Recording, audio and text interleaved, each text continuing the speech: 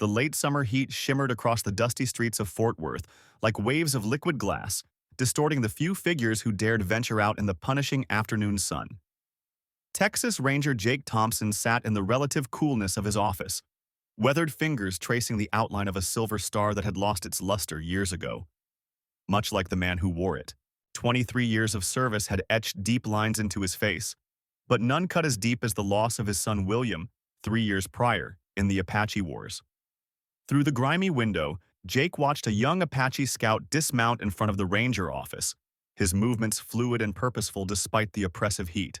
The boy couldn't have been more than 20, about William's age when the arrows found him. Jake's jaw tightened at the memory, his hand instinctively moving to the worn stock of his Colt revolver. The scout's arrival could only mean trouble brewing along the border, and trouble was the last thing Fort Worth needed with tensions already running high. Samuel Davis, the scout, entered without knocking, his dark eyes scanning the office with the instinctive wariness of his people. Jake had heard of him, raised by missionaries after his family was killed, straddling two worlds but belonging to neither. The young man's reputation for tracking was unmatched in the territory, though many questioned his loyalty. Jake had his own doubts, but something in the scout's direct gaze reminded him of William's unflinching honesty. 3 families attacked 2 days' ride south, Samuel reported without preamble. 6 children taken.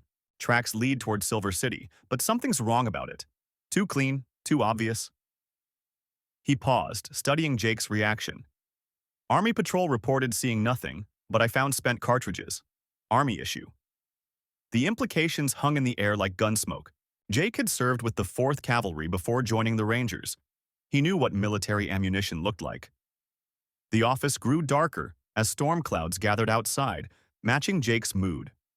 He'd lost too many years to hatred, blamed too many innocent people for William's death. But if Samuel's suspicions were right, if soldiers were involved in kidnapping children, the thought churned his stomach. "Tell me everything you saw," he growled, pulling out a crude map of the territory. "Every detail, no matter how small." Samuel described the attack site with precise detail, the way the tracks showed the raiders had approached from the east, not the west, where Apache bands typically camped. How the bodies of the parents had been arranged too carefully, almost ritually, unlike the Apache way. Most telling were the horse tracks, military-shod hooves heading towards Silver City, where Jake's old regiment was currently stationed under Colonel James Miller, a man whose ambition had always outweighed his honor. "I need a tracker," Jake said finally, the words tasting like bitter medicine. "Someone who can read sign better than me, someone who knows both sides of the territory." The unspoken question hung between them. Samuel nodded once, understanding the cost to both their pride. "We leave at first light," Jake continued. "Pack light, travel fast. Those children won't survive long in this heat." Neither man mentioned the other possibility, that the children might already be dead. That night, Jake sat alone in his sparse quarters, cleaning his rifle by lamplight. The familiar ritual usually calmed his thoughts, but tonight his mind wandered to William, to the way his son had looked up to the uniform, believed in its meaning. If soldiers were truly behind these kidnappings, they weren't just breaking the law. They were betraying everything the uniform stood for. Jake had spent 3 years blaming the Apache for his son's death. Now he wondered if he'd been looking in the wrong direction all along. A flash of lightning illuminated the room, followed by the low growl of thunder. The storm would help cover their tracks tomorrow, but it would also make tracking harder. Jake checked his ammunition one last time, then began gathering supplies. Samuel would be waiting at first light, and together they would follow whatever dark trail lay ahead. Neither man trusted the other, but for the sake of 6 innocent children, they would have to find a way to work together. Dawn broke gray and humid, the storm having passed but leaving its mark in muddy streets and heavy air. Samuel waited by the livery stable, 2 horses already saddled and supplied. Jake noted with approval the scout's choice of mounts, sturdy Mustangs bred for endurance rather than speed. This wouldn't be a quick chase, but a careful tracking job that might take weeks. The thought of spending that much time with an Apache, even a civilized one, made Jake's skin crawl, but he could see in Samuel's eyes the same determination that drove him. Justice had no color. As they rode out of Tombstone, Jake kept his mare slightly ahead of Samuel's, unwilling to let the Apache have any advantage. The morning mist clung to the desert scrub, and the recent rain had left a metallic tang in the air. 20 years as a Texas Ranger had taught Jake to read the land like a book, but even he had to admit that Samuel's tracking skills were exceptional. The young scout dismounted frequently, examining broken twigs and displaced rocks that Jake would have missed entirely. By midday, the trail led them northeast toward Silver City, following a route Jake knew well from his military days. Too well. The familiar path stirred memories he'd rather forget. Of his son William, barely 18, riding proud in his new cavalry uniform. That had been 3 years ago, before the Apache raid that left William dead, and Jake with a bitterness that ate at his soul like rust on iron. Samuel's voice cut through Jake's dark thoughts. Soldiers passed here. 4, maybe 5 horses. Heavy with gear. The scout knelt beside a set of hoof prints, his finger tracing the outline. These tracks fresh, made after rain. Jake dismounted to examine the evidence himself, noting the distinctive pattern of military horseshoes. His gut tightened. He'd recognized similar tracks at the massacre site where the children had been taken. They made camp as dusk approached, the silence between them as vast as the desert itself. Jake watched Samuel prepare a small fire with practiced efficiency, noting how the young man's movements betrayed his military training. "You served?" Jake asked gruffly, breaking their day-long silence. Samuel nodded, his face unreadable in the growing darkness. "Scout for 7th Cavalry. 2 years, until I saw too much." The words hung in the air like gun smoke. Jake knew the 7th, his old regiment, the same one his son had died serving. But something in Samuel's tone suggested darker knowledge, secrets that might explain why rogue soldiers would kidnap innocent children. Jake pulled out his battered tin cup, filled it with coffee, and offered the pot to Samuel. Sometimes trust began with small gestures. As night deepened, they shared what they knew. Samuel spoke of weapons disappearing from military stores, of midnight raids blamed on Apache bands that seemed too well armed, too precise in their targets. Jake remembered rumors from his final days as a ranger, whispers of corruption that reached high into the command structure. He'd ignored them then, too focused on vengeance against those he blamed for William's death. The fire crackled between them as Samuel revealed more. Last month saw 3 soldiers meet with hostile band near Fort Worth. Not trading. Planning. Children taken 2 days later. He paused, watching Jake's reaction. Same soldiers' tracks at both places. Jake felt the weight of his badge in his pocket, a symbol of justice that suddenly seemed tarnished. How many innocent lives had been lost to this conspiracy?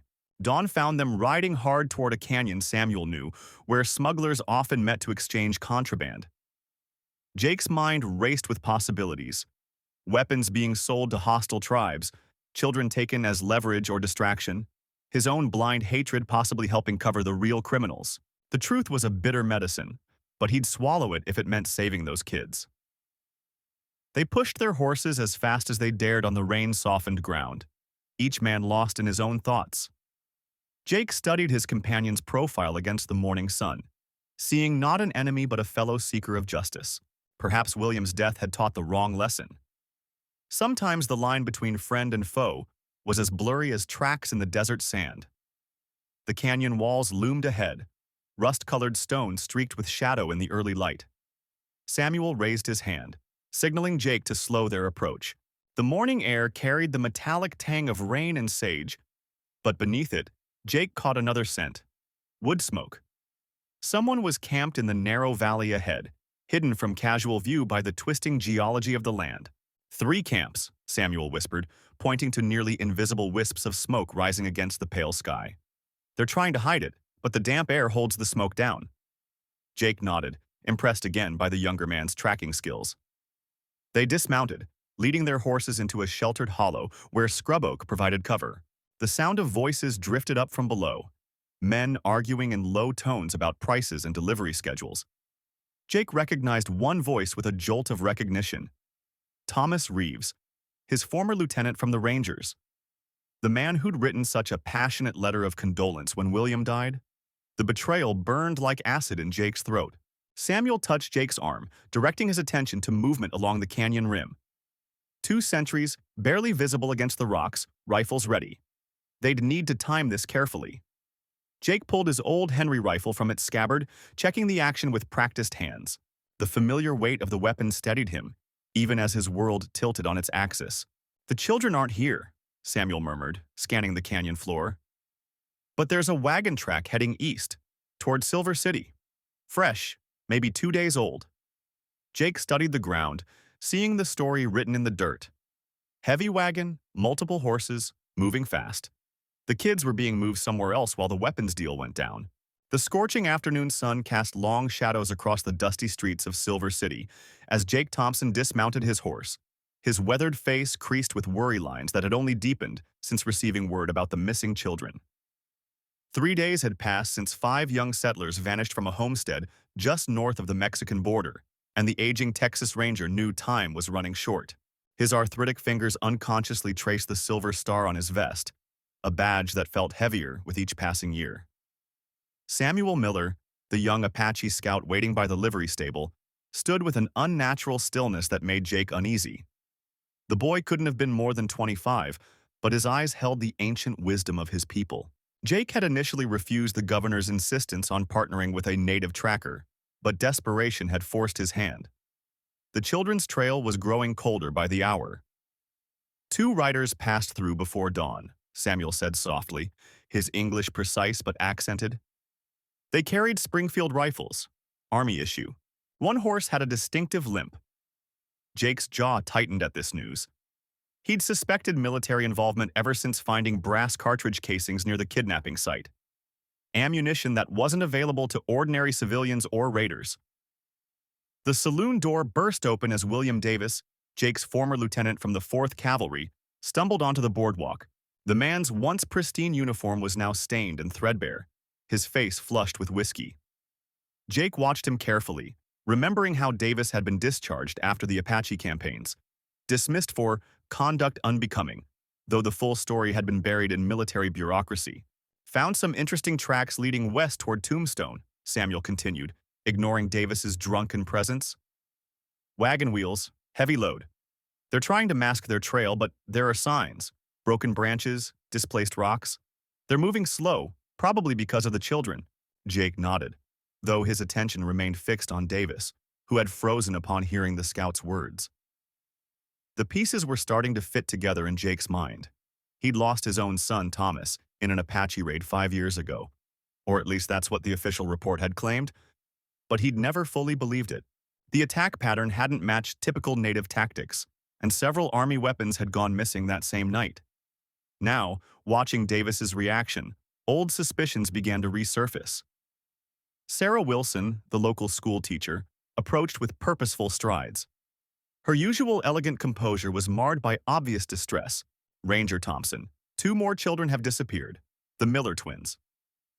Jake cursed under his breath. The kidnappings were escalating, and he couldn't shake the feeling that Davis's presence in Silver City was no coincidence. Samuel's voice dropped to barely a whisper. "There's more. Found this by the creek."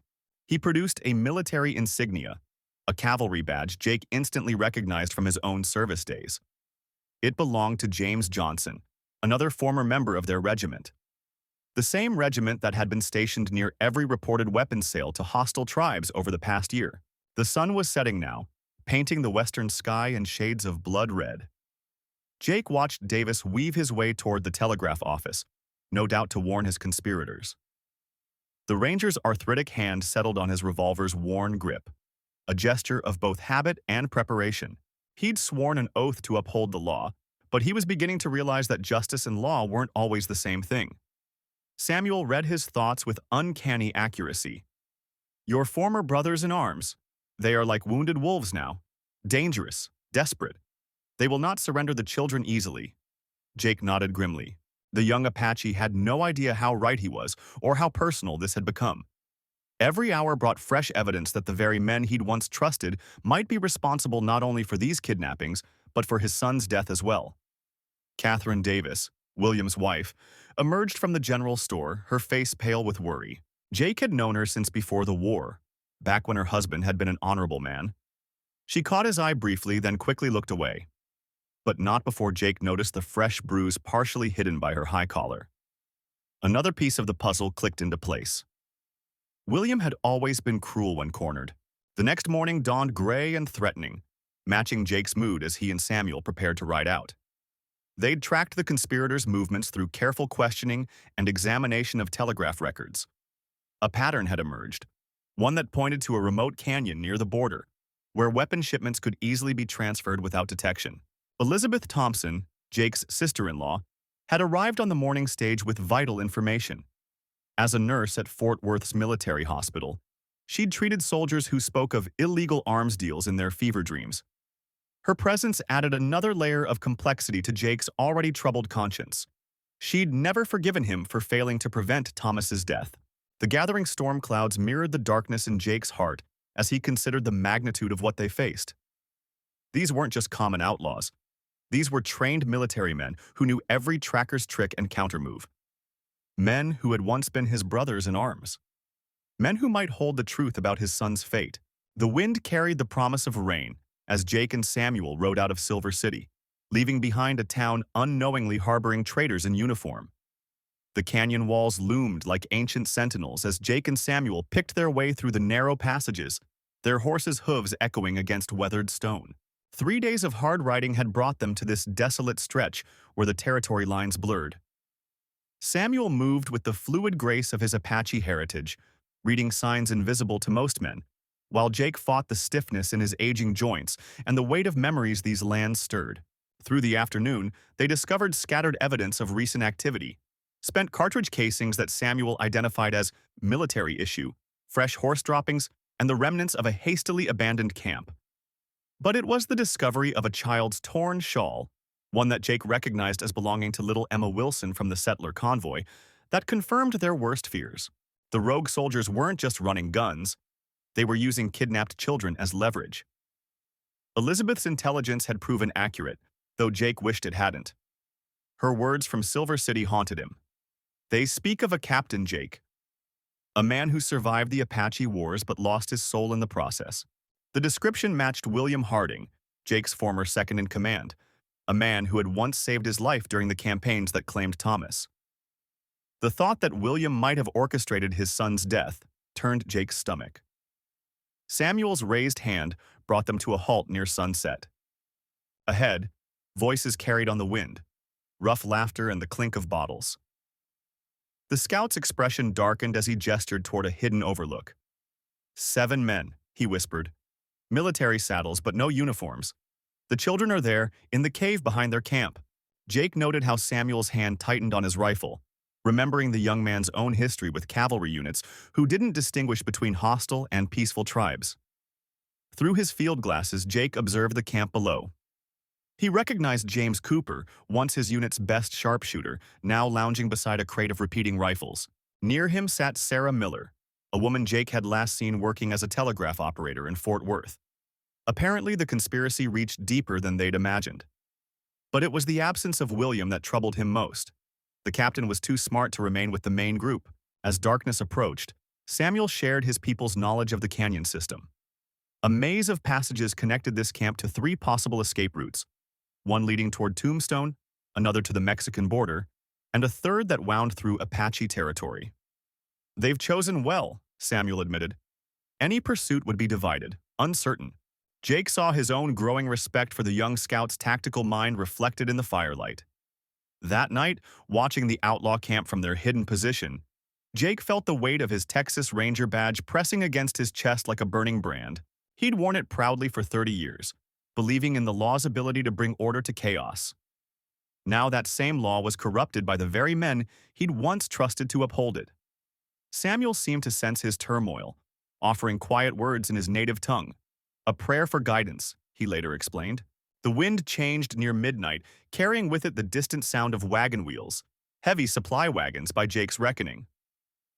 Samuel's eyes narrowed as he interpreted the signs. More weapons coming in, he murmured, and they're expecting them. The timing suggested an operation far larger than simple profiteering. Someone was arming multiple tribes, perhaps hoping to ignite a war that would serve their own interests. Jake thought of Elizabeth back in Silver City, protecting their information network at great personal risk. She'd been right about the fever dream confessions of wounded soldiers, and he owed her more than just an apology for the past. He owed her the truth about Thomas, wherever that truth might lead. But first, they needed to save those children and stop whatever William was planning before it tore the territory apart. As the moon rose higher, casting sharp shadows across the canyon walls, Jake and Samuel began formulating their plan. They were 2 men against many, but they had surprise on their side, and something more precious: the desperate need to right old wrongs and prevent new ones. Tomorrow would bring violence, Jake knew, but perhaps also redemption. The blistering afternoon sun cast long shadows across the rugged canyon walls as Jake Thompson and his young Apache scout William crouched behind a granite outcropping. Below them, scattered among the weathered rocks of Devil's Pass, lay the abandoned mining camp where the rogue soldiers had made their base.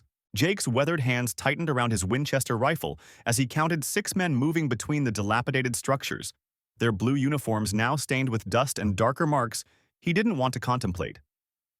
William pointed silently to movement near the largest building, what had once been the mining office. Through his spyglass, Jake could make out 2 more figures dragging wooden crates toward a waiting wagon. The familiar military markings on the crates made his stomach turn. These were the same weapons his former unit had been tasked with delivering to Fort Worth just 3 months ago. Now they were headed for who knows where, likely into the hands of hostile tribes. "The children are in the stone building," William whispered, his dark eyes fixed on a squat structure with barred windows. "I count 4 guards." Jake nodded grimly. After tracking the group for nearly 2 weeks, they had finally caught up with Thomas Davis and his band of deserters. The same men Jake had once called brothers in arms were now nothing more than common bandits, using the chaos of the border territories to line their pockets while sowing more bloodshed. Sarah Miller's tear-stained face flashed through Jake's mind. The settler woman whose 2 young children had been taken during the raid on their homestead. She hadn't known the true identity of the attackers, believing like everyone else that it had been an Apache raid. But Jake and William had found evidence suggesting otherwise, following a trail that led them here, to this god-forsaken canyon just outside Silver City. The sound of approaching horses drew their attention. 3 riders approached from the south, and Jake's breath caught as he recognized James Wilson among them, his former sergeant and the man who had been present when Jake's own son had fallen during what they'd claimed was an Apache ambush 5 years ago. The pieces were finally falling into place, painting a picture far darker than Jake had imagined. These men hadn't just gone rogue recently, they'd been corrupted long before. William touched Jake's arm, gesturing to a narrow trail that wound down the canyon wall. "We can reach the holding cell while they're distracted with the new arrivals," he suggested. Jake studied the path, noting how it would keep them hidden from the main camp. The young Apache had proven himself invaluable over the past weeks, his tracking skills and knowledge of the territory far surpassing Jake's own. More importantly, William had helped him see past his own prejudices, born of grief and misunderstanding. The next few minutes passed in tense silence as they made their way down the treacherous slope. Jake's joints protested the careful movements, reminding him that he wasn't the young ranger he'd once been. But determination drove him forward. The truth about his son's death might lie with the men in this camp, but right now, the lives of innocent children took precedence over his personal vendetta. They reached the stone building undetected, pressing themselves against the rough wall. Inside, Jake could hear the soft whimpers of children. William produced a set of lockpicks, a skill Jake had initially questioned but now appreciated, and set to work on the heavy door. Jake kept his rifle trained on the corner of the building, knowing their luck couldn't hold much longer. The lock clicked open just as shouts erupted from the main camp. "Check the prisoners!" Thomas Davis's voice carried clearly across the yard. Jake and William exchanged quick glances before springing into action. They pulled the door open, revealing 6 terrified children huddled in the dim interior. Among them were Sarah Miller's 2 young ones, their faces dirty but otherwise unharmed. "We're getting you out of here," Jake whispered urgently, helping the smallest child to her feet. But before they could move further, gunfire erupted outside. A bullet splintered the wooden doorframe, sending the children screaming. William pushed the door shut just as heavy boots pounded toward their position. Jake's mind raced. They were trapped, with precious lives depending on their next move. The walls of the stone building offered some protection, but Jake knew it was only temporary. He could hear James Wilson barking orders outside, coordinating his men to surround them. The same tactical precision that had made him an effective sergeant was now being turned against them. Jake met William's steady gaze across the room, seeing in the young man's eyes the same determination he felt in his own heart. What happened next would change everything, not just for the children they'd come to rescue, but for the future of the entire territory. As Jake checked his ammunition and positioned himself near a small window, he realized that the true battle wasn't just against the corrupted soldiers outside. It was against the prejudices and assumptions that had allowed such men to operate unchecked for so long, using the tensions between settlers and tribes to cover their own crimes. "Whatever happens," Jake said quietly to William, "it's been an honor riding with you." The young Apache nodded solemnly, then smiled, a fierce, proud expression that reminded Jake of his own son. Outside, the rogue soldiers were closing in, but inside this small stone room, two men from very different worlds had found common ground in their pursuit of justice. The final confrontation was about to begin, and its outcome would echo through the territory for years to come. The first shot shattered the window above Jake's head, sending glass shards cascading across the stone floor. William moved like a shadow, positioning himself behind an overturned table as more bullets splintered the wooden doorframe. Through the chaos, Jake could hear Thomas, his former sergeant, shouting orders to the rogue soldiers, men who had once served under his own command. The children huddled in the back room whimpered, and Jake caught Elizabeth's brave attempt to comfort the younger ones. Her quiet strength reminded him of the devastating day he'd lost his son, and that memory steeled his resolve. He wouldn't let another child suffer at the hands of men who had betrayed their sworn duty. William signaled silently, indicating movement along the western wall. Jake nodded, understanding their practiced strategy without words. Months of tracking together had forged a connection that transcended their different backgrounds. The young Apache scout had proven himself not just skilled, but honorable. Everything the corrupt soldiers outside were not. "Last chance, Jake," Thomas's voice boomed across the yard. "Hand over the Indian and the evidence, and we'll let you walk away. You're too old for this fight." The words carried the bitter taste of betrayal. But Jake had seen the ledgers documenting weapons sold to hostile tribes, the blood money that had bought Thomas and his men their loyalty. A sudden burst of gunfire from the north drew their attention. Through the dust-streaked window, Jake glimpsed James and his contingent of loyal rangers arriving from Silver City. They'd gotten his message after all. The odds were evening out, but the rogue soldiers still held the tactical advantage with their elevated positions in the rocky outcrops. William moved with fluid grace toward the back exit, his rifle ready. "The children," he whispered, "while they're distracted." Jake understood. This was their chance to get the hostages to safety. They had discovered the abandoned mining office just outside Tombstone 3 days ago, following a trail of clues that led from Fort Worth through Abilene. The firefight intensified as Jake and William orchestrated the children's escape. Sarah, the oldest at 12, helped guide the younger ones through the narrow passage they'd discovered earlier. The sound of horses approaching from the east meant Catherine's band of Apache allies had arrived as planned. William's people had chosen to stand with justice rather than profit from Thomas's weapon trades. Jake's old wounds ached as he provided covering fire, watching William lead the children to safety. The young scout's face was set with determination, and for a moment, Jake saw his own son in those features, not because they looked alike, but because they shared the same unwavering courage. The past couldn't be changed, but perhaps the future could be better. Thomas's angry shout signaled he'd spotted the escaping children. He broke cover, charging toward the back of the building with reckless abandon. Jake stepped into the doorway, his revolver leveled at his former friend's chest. Time seemed to slow as their eyes met across the blood-stained yard. "You destroyed everything we built," Thomas snarled, his finger tightening on his trigger. "The territory needed strong men to control it, not your weak ideas about justice and peace." Behind him, 2 more rogue soldiers emerged from their hiding places, weapons raised. William's shot cracked through the air with deadly precision, dropping one of Thomas's men. The distraction gave Jake the moment he needed. His first bullet caught Thomas in the shoulder, spinning him around. The second found its mark as Thomas tried to recover his aim. The man who had once been Jake's trusted sergeant collapsed, his betrayal ending in the dust of the territory he had helped corrupt. The remaining rogue soldiers, seeing their leader fall and surrounded by rangers and Apache warriors, began throwing down their weapons. James approached on horseback, his face grim but satisfied. The evidence they'd gathered would ensure these men faced justice, and more importantly, would expose the network of corruption that had nearly sparked a war between settlers and tribes. As the sun set over the rocky hills, Jake watched William reuniting the children with their families who had gathered in Tombstone. Emma, the youngest, wrapped her arms around the Apache scout's legs, her tears of joy washing away some of the day's darkness. The territory would remember this day, not as a victory of one people over another, but as a moment when justice prevailed through the unlikely partnership of those willing to look past their differences. Jake holstered his revolver, feeling the weight of years and choices. His son's death had nearly destroyed him, but working with William had shown him a path forward. The territory was changing, and perhaps there was still a place for an old ranger who had learned that true strength lay not in power, but in understanding.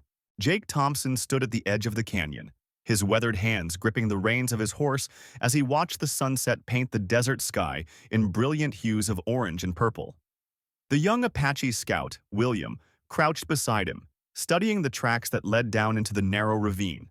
After weeks of tracking, they had finally caught up with the rogue soldiers, his former brothers-in-arms who had betrayed everything the Texas Rangers stood for. "They're camped in the box canyon about 2 miles ahead," William whispered, his dark eyes reflecting the dying light. "I count 8 men, maybe more. The children are with them." Jake nodded grimly, remembering how his own son had died in these same lands, fighting a war that now seemed meaningless in light of what he'd discovered about his former regiment. The evidence they'd gathered was damning. Captain James Davis, once Jake's commanding officer, had been running a deadly scheme, selling army weapons to hostile tribes while using the ensuing violence to justify brutal campaigns against the Apache. The kidnapped settler children were just his latest attempt to incite warfare and mask his illegal trade. Sarah Miller, one of the mothers of the kidnapped children, had been right all along. When she'd come to Jake in Tombstone with her suspicions about soldiers being involved, he'd initially dismissed her claims, but the truth had slowly emerged like a rattler from beneath a sun-baked rock. The very men he'd once trusted were now the architects of bloodshed on both sides of the conflict. William had proven to be far more than just a scout. Over their weeks together, Jake had seen in him the same quiet strength and unwavering sense of justice that had once defined his own son. The young Apache had taught him to see beyond the prejudices that had blinded him for so long, showing him how both their peoples had been manipulated by men like Davis. The sound of children crying echoed faintly from the canyon below, carried on the evening breeze. Jake felt his jaw tighten as he remembered finding his son's body after the Apache raid. A raid, he now knew, that had been deliberately provoked by Davis's weapons trading. The truth had been there all along, hidden beneath layers of lies and manufactured hatred. "We'll need to draw them out," William said, sketching a rough map in the dirt. "The canyon walls are too steep for a direct assault." Jake studied the crude diagram, noting the positions William had marked where Davis's men would likely post sentries. They had to be careful. These weren't just common bandits, but trained soldiers who knew military tactics. As darkness settled over the desert, Jake and William made their way down the treacherous path into the canyon. The moon cast strange shadows on the rock walls, and the night wind carried the smell of wood smoke from the rogue soldiers' camp. Jake thought of Elizabeth Thompson, his wife who had died of grief after their son's death, and silently promised her that he would make things right. The plan was dangerous, but necessary. William would create a diversion at the canyon's north end, while Jake worked his way through the shadows to where the children were being held. But as they prepared to split up, Jake grabbed the young scout's arm. "Whatever happens," he said quietly, "you've helped me see the truth. About everything." William nodded, understanding the weight of those words. The attack began just before dawn. William's diversionary tactics worked perfectly, drawing most of Davis's men to the canyon's northern entrance. Jake moved silently through the camp, years of ranger training guiding his steps. He found the children huddled together in a makeshift pen. Among them was Mary Miller, Sarah's daughter, her eyes wide with fear and hope as she recognized him. But Davis had anticipated their move. As Jake was leading the children to safety, gunfire erupted from the rocks above. Davis himself appeared, rifle raised, his face twisted with contempt. "You're a fool, Thompson," he snarled. "These lands will never know peace until we drive every Apache from them. Your boy understood that. He died fighting for our cause." Jake's response was cold and clear in the pre-dawn air. "My son died because of your greed, Davis. You armed the very warriors who killed him just to line your pockets and justify your war." The truth of those words hung between them like smoke from a spent cartridge. Davis's finger tightened on the trigger, but William's arrow found him first, striking with deadly accuracy. The remaining rogue soldiers, seeing their leader fall, quickly surrendered. As the sun rose over the canyon walls, Jake watched William gently helping the children onto horses for the journey home. The young scout's presence beside him felt right, like a wound finally beginning to heal. Together, they had exposed a truth that would change the territory forever. The ride back to Tombstone was long but peaceful. Jake thought about how he would write his report to the ranger headquarters in Fort Worth. How he would explain that the real enemies hadn't been who they thought. That the lines between right and wrong weren't drawn by race or uniform, but by the choices men made in their hearts. When they finally reached town, Sarah Miller was waiting with the other parents. As she embraced her daughter, her eyes met Jake's with tearful gratitude. William stood quietly to the side, but Jake motioned him forward. "This man," he announced to the gathered crowd, "is the real hero. He helped me find not just your children, but the truth we've all been blind to." That evening, as Jake sat on the porch of his small house on the outskirts of Tombstone, William joined him. They shared a comfortable silence, watching the stars emerge in the darkening sky. Jake realized that while he couldn't change the past, he could help shape a different future, one where understanding replaced hatred and justice meant more than revenge. The story of Jake Thompson and William's partnership spread throughout the territory, becoming a symbol of what was possible when men looked past their differences to find common ground. The weapons trade was exposed, and the peaceful tribes were finally given a chance to negotiate fair treaties. Jake remained in service, but now with William as his official partner.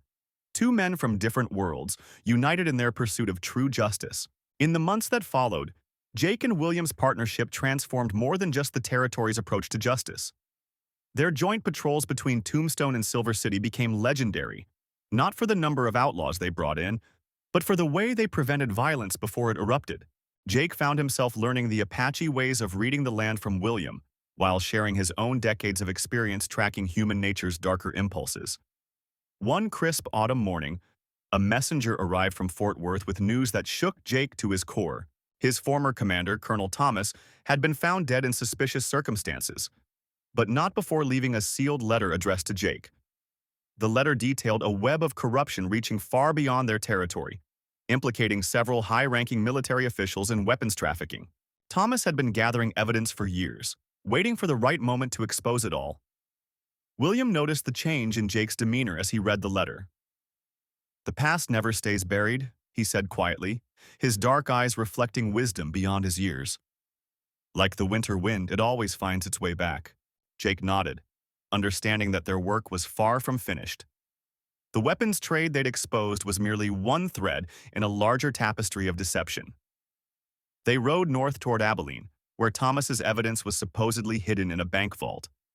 The journey gave Jake time to reflect on how much had changed. The same trails he'd once ridden with hatred in his heart now felt different with William beside him. The young scout had taught him to see the land as a living thing, to read stories in the way grass bent or birds took flight. In Abilene, they discovered Thomas had left more than just documents. A map marked with locations of secret weapons caches stretched from Texas to the Mexican border. Each cache represented a potential powder keg that could reignite the wars they'd worked so hard to prevent. The responsibility weighed heavily on both men, but their shared burden had become a source of strength. Sarah, the widow of one of Jake's former rangers, provided them shelter in her boarding house while they worked to unravel Thomas's final message. Her young daughter Emma, who reminded Jake painfully of the children they'd rescued, took an immediate liking to William. Watching them together, Jake saw the future he'd once thought impossible. Different peoples living and learning from each other without fear. The investigation led them to a startling discovery. James, Jake's former second-in-command, had been operating a shadow network of arms dealers using his position within the Rangers as cover. The very man who'd helped Jake hunt Apaches years ago had been profiting from prolonging the conflict. The betrayal cut deep, but Jake's anger was tempered by the wisdom he'd gained. Working methodically, Jake and William began dismantling the network one piece at a time. They coordinated with honest officers in each territory, building a case that couldn't be ignored or buried. The process was slow, but they understood that lasting change required patience. Each small victory brought them closer to the peace both men now sought.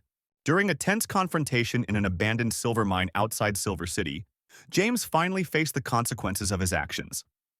Rather than surrender, he chose to trigger an explosion, trying to bury the evidence, and himself, forever. Jake and William barely escaped, but as they watched the mine collapse, they felt no triumph, only sadness for the waste of life and the years of needless conflict. The aftermath brought changes neither man had expected. The territorial governor, impressed by their work, appointed them as special investigators, tasked with rooting out corruption wherever it appeared. Their unique partnership became a model for a new kind of law enforcement, one that bridged cultures instead of dividing them. Back in Tombstone, Jake finally visited his son's grave with William beside him. The young scout performed a traditional blessing, his soft chanting carrying on the wind as Jake placed fresh flowers by the headstone. For the first time, Jake felt peace rather than pain, understanding that his son's death had led him, however indirectly, to a greater purpose. Their story became part of the territory's lore, told around campfires and in saloons, growing with each retelling. But the truth was more powerful than any legend. Two men from different worlds had found common ground in justice and understanding, proving that the wounds of the past could heal if given the chance. The territory was changing, and they had helped shape that change, one small act of justice at a time.